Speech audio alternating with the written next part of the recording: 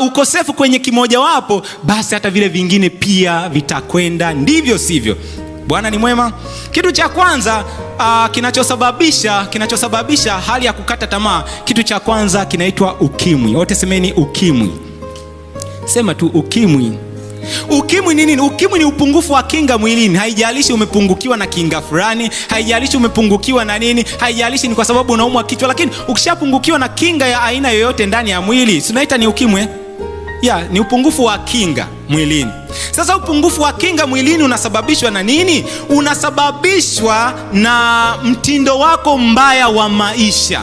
Tunaposema mtindo mbaya wa maisha, tunajumuisha pamoja na uchovu, yani unafanya sana kazi, hautaki kupumzika, inaleta upungufu wa kinga mwilini. Yani wewe unakula kila kitu, huhitaji kubakisha chochote, unapata hiyo shida. Yani wewe hauhitaji maji, wewe kazi yako ni kunywa tu soda, kunywa Pepsi, Coca-Cola, hauhitaji maji, unapata hiyo shida. Yani wewe hauhitaji kupumzika siku ya Sabato, 24 hours ni kazi tu, kwa sababu unahitaji kupata pesa nyingi, lazima upate hiyo shida.